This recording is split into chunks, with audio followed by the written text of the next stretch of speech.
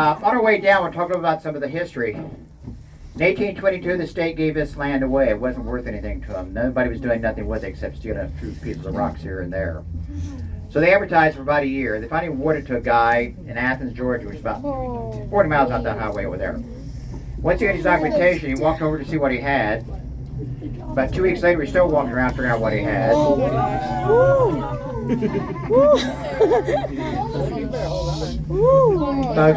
So this is the only tour ride we have, so just make the best of it.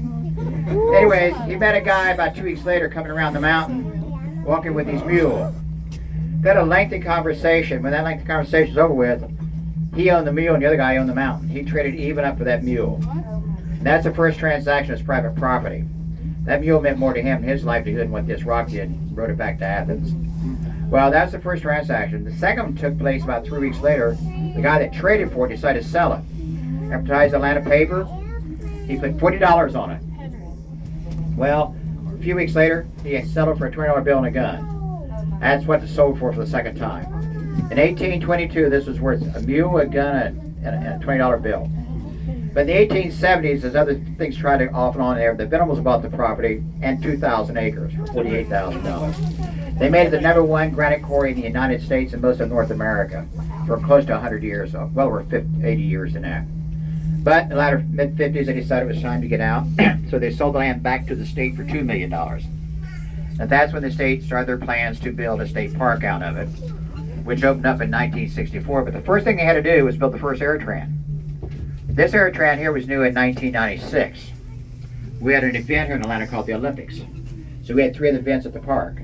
So these came in for that. We had the tennis, the cycling, except the mountain biking, and the archery all took place here at the park. So these were new in 96. Actually, we're up for some renovations after the first of the year. But the first one was 1962. It was a building to your right over there. If you can turn around and see that, or as you get off, and just think about the era of the ending of the years, the big fins on the cars, still somewhat in the 60s, what's called the rocket years or the jet years. Well, the cartoon The Jetsons came out in 1962. It was an outer space family that lived in space in a color cartoon. A lot of the housing, not the downtown buildings, looked a lot like that building over there. So little interest with cartoons from the 60s. They opened up with that, they opened up with this all at the same time.